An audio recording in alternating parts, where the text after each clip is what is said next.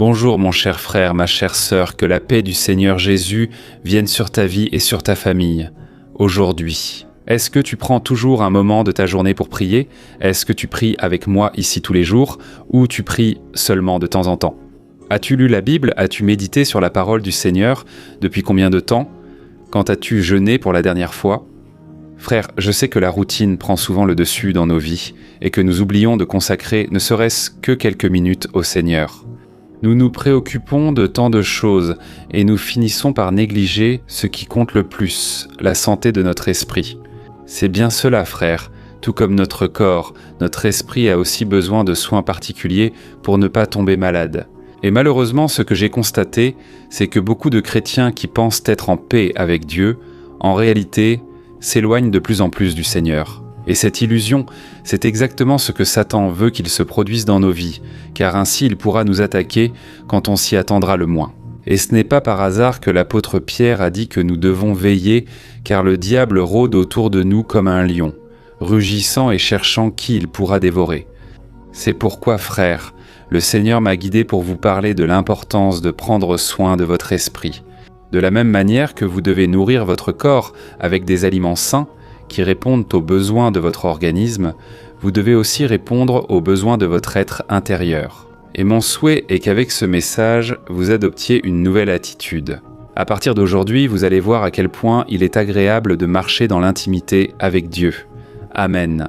C'est pourquoi restez avec moi jusqu'à la fin, car ensuite nous allons prier, nous allons unir notre foi. Et j'ai un message très important pour vous.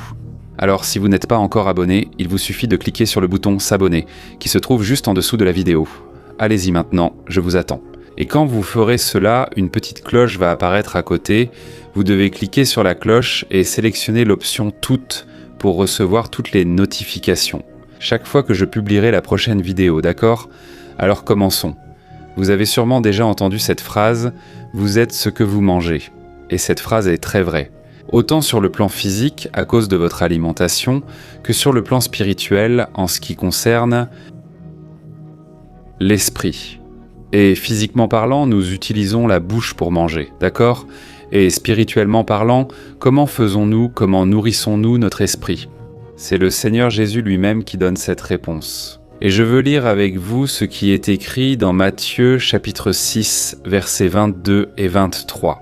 Regardez ce qu'il a dit. Les yeux sont la lampe du corps. Si tes yeux sont bons, tout ton corps sera rempli de lumière. Mais si tes yeux sont mauvais, tout ton corps sera rempli de ténèbres. Donc, si la lumière qui est en toi est ténèbres, quelle terrible ténèbre ce sera. Regardez, frères, comme c'est intéressant. Nous nourrissons notre esprit à travers nos yeux, c'est-à-dire à travers tout ce que nous voyons. C'est-à-dire, tu te nourris des choses que tu lis, des images que tu vois, des choses que tu regardes, des personnes avec qui tu interagis. Alors, tu commences à nourrir ton cœur avec les choses que tu regardes et sur lesquelles tu portes ton attention. Et c'est pour cela que Jésus a dit que si nos yeux sont bons, tout notre corps sera rempli de lumière. Mais s'ils sont mauvais, tout notre corps sera plongé dans les ténèbres. Et Jésus disait donc que nous devons tourner nos yeux vers les choses d'en haut, vers les choses de Dieu. Et en même temps, si ce qui entre par nos yeux est quelque chose de mauvais, notre âme sera contaminée et nous nous éloignerons du Seigneur. Alors retenez bien ce message, mes frères. Si tu passes de nombreuses heures par jour sur les réseaux sociaux ou à regarder des séries et des feuilletons et que tu ne prends même pas 5 minutes pour chercher Dieu, ne t'attends pas à avoir une vie de sainteté, ne t'attends pas à prendre des attitudes qui plaisent au Seigneur, ne t'attends pas non plus à avoir la force de vaincre l'anxiété, la peur, le désespoir. Parce que ton âme sera trop faible pour cela, ou pire, ton âme sera dépendante de ces autres choses et tu finiras par mépriser la nourriture spirituellement saine. Et c'est comme ce qui se passe avec ton propre corps. Si tu manges des choses sans valeur nutritive toute la journée, ce n'est pas une petite salade à la fin de la journée qui va te rendre en bonne santé. Si tu veux être une personne en bonne santé, tu dois bien te nourrir tout le temps. Et je veux te donner un exemple maintenant d'un homme qui a été considéré comme un homme selon le cœur de Dieu. Cet homme est devenu très connu parce qu'il nourrissait son esprit avec de bonnes choses. Et je parle de David. Nous connaissons tous David pour ses psaumes, pour ses victoires. David était un homme de Dieu, parce qu'il cherchait toujours à faire ce qui plaisait au Seigneur. Dans le psaume 139, par exemple, David fait la prière suivante. « Seigneur, vois s'il y a en moi quelque mauvaise voie et conduis-moi sur les chemins éternels. » Autrement dit, David ne voulait faire que ce qui plaisait à Dieu. Mais la Bible raconte qu'il a suffi d'un moment d'inattention, d'une mauvaise alimentation spirituelle pour que le roi d'Israël récolte des fruits amers qui ont blessé son cœur pour le reste de sa vie. Le livre de 2 Samuel, au chapitre 11, raconte la situation suivante. Un certain matin, David se promenait sur la terrasse du palais lorsqu'il a vu une très belle femme en train de se baigner. Alors il a demandé à l'un de ses serviteurs qui était cette jeune femme, et plus tard il a appris qu'il s'agissait de Bath-Sheba, l'épouse d'Uri, l'un des soldats les plus fidèles de l'armée d'Israël. Et même en sachant que cette femme était mariée, David a ordonné qu'on amène cette jeune femme dans sa chambre. Et il s'est couché avec elle car Uri, son époux, était à la guerre. Frères, quelque temps plus tard, le roi David a reçu un message de cette femme disant qu'elle était enceinte, et ne sachant pas quoi faire, David est devenu désespéré. Et il a ordonné au capitaine de l'armée de placer l'époux de cette femme au premier rang de son armée. Et cet homme qui avait toujours servi la nation avec fidélité a fini par mourir au combat. Alors David a épousé Bethsabée et il pensait que tout irait très bien. Après tout, personne n'était au courant et il pensait que Dieu n'en tiendrait pas compte. Mais la parole du Seigneur dit qu'un jour, Dieu a révélé au prophète Nathan le péché du roi David, et ce prophète est allé voir David. Avec le message suivant, je veux te lire ce qui est écrit dans 2 Samuel, chapitre 12, des versets 7 à 10. Regarde ce que Dieu dit. Je t'ai oint roi d'Israël et je t'ai délivré des mains de Saül.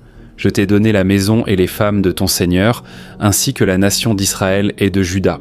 Et si tout cela n'avait pas été suffisant, je t'en aurais donné encore plus, parce que tu as méprisé la parole du Seigneur, faisant ce qu'il réprouve. Tu as tué Urias le Hittite par l'épée des Ammonites, et tu as pris sa femme, car jamais le malheur ne s'éloignera de ta famille, puisque tu m'as méprisé et que tu as pris la femme d'Urias le Hittite pour être ta femme. Regardez cela, frère, quelle chose terrible, Dieu avait tout vu et maintenant Dieu allait te faire payer David pour ce qu'il avait fait. Et ce n'est pas tout, frère. Le fils de David avec Bethsabée, qui est né de ce péché, est tombé malade et il est mort alors qu'il était encore bébé. Vous voyez combien de mauvaises choses sont arrivées dans la vie de David, simplement parce qu'il a mal nourri son esprit. En assistant à cette scène, David aurait simplement pu tourner le dos et continuer sa vie.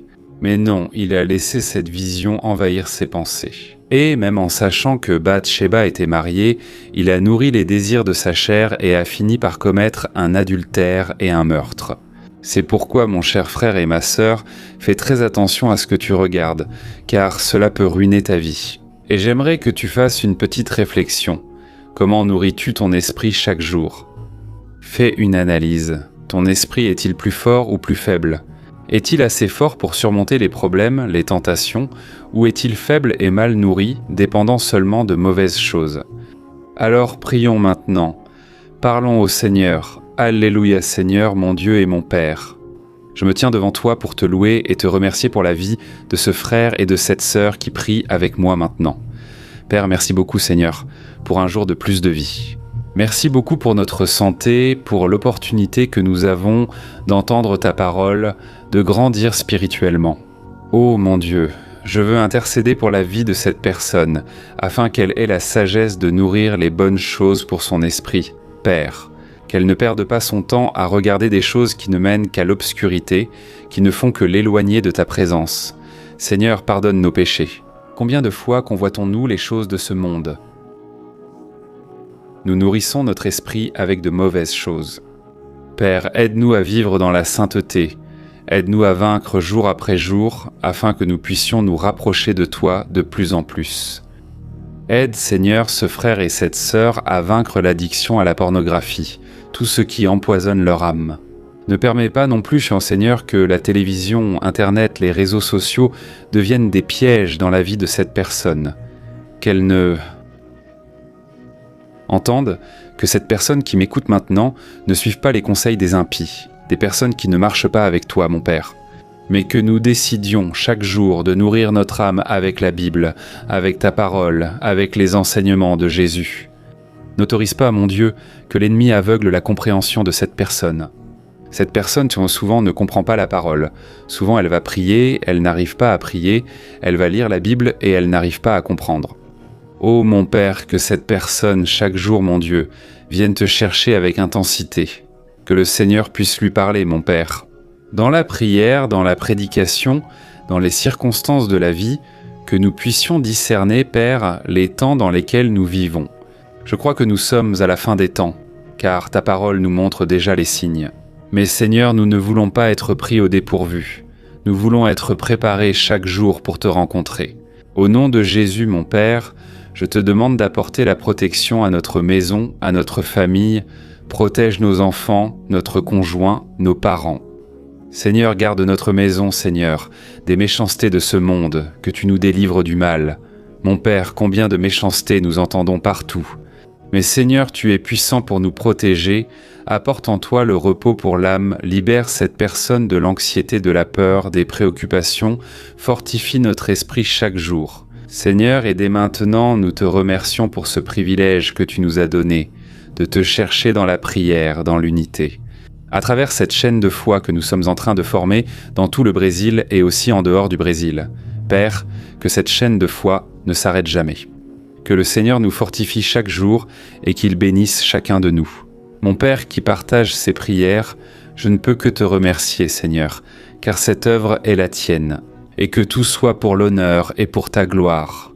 Au nom de Jésus, je prie et je te remercie. Amen, gloire à Dieu.